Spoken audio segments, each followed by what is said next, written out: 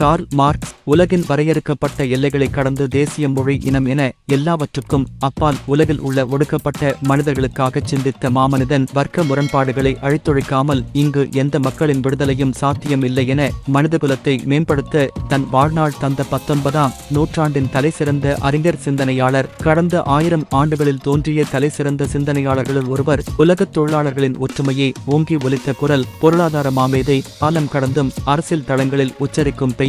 உலகம் முன்பைவிட மேம்பட்டதாக இருப்பதற்கு மார்க்ஸ் முன்வைத்த கொள்கைகளே காரணமாக இருந்திருக்கின்றன.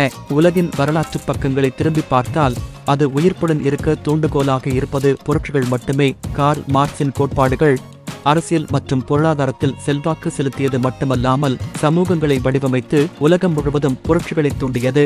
அத்தகைய பல மக்கள் புரட்சிகளுக்கும் லெனின், மாவோ, பிடல் காஸ்ட்ரோ, சே குவேரா, ஹோசிமின் போன்ற மக்கள் தலைவர்கள் தோன்றுவதற்கும் வித்திட்டவர் கார்ல் மார்க்ஸ். முதலாளித்துவம், தனியார் சொத்துரிமை, ஏற்றத்தாழ்வு, உழைப்பு சுரண்டலை ஒழிக்க உலக பாட்டாளி வர்க்கத்தின் விடுதலை பற்றியும் அவர்களின் உரிமைகள் முன்னேற்றத்தையும் பற்றியே சிந்தித்த கார்ல் மார்க்ஸ் இறுதி வரை தன்னை பற்றி சிந்திக்கவே இல்லை. வற்றாத வறுமையும் நோயையும் பொருட்படுத்தாமல் உலக மனிதர்கள் அனைவரும் சமமாக வாழ வேண்டி மானுட சமூகத்தையே புரட்டி போட்ட பொதுவுடைமை சித்தாந்தத்தை உலகிற்கு அளிக்க 23 ஆண்டுகாலம் நூலகத்திலேயே வாழ்க்கையை கழித்து 40,000 புத்தகங்களை படித்து குறிப்பெடுத்து தான் புகைத்து போடும் சுருட்டுக்கு கூட தான் எழுதும் புத்தகத்தின் வருவாய் போதாது என தெரிந்தும் மூலதனம் என்னும் நூலை உலக மக்களுக்கு அளித்தார். மார்க்ஸ் வாழ்க்கையை எழுதுவதற்கும் படிப்பதற்கும் வறுமையும் அரசாங்கமும் தன்னை பந்தாடுவதற்குமே வாழ்ந்த கொள்கை பிடித்துள்ள மாமனிதன் அரசியல், பொருளாதாரம், தத்துவம் என்று ஒன்றோடொன்று பின்னிப்பிணைந்த பல துறைகளிலும் அவர் எழுதி குவித்திருக்கிறார்.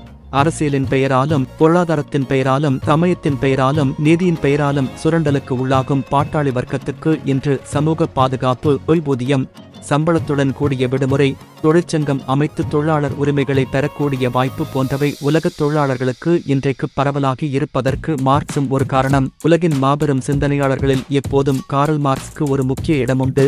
விதைத்தவர் உறங்கலாம், விதைகள் உறங்குவதில்லை. கம்யூனிசத்தின் தந்தை கார்ல் மார்க்ஸ்.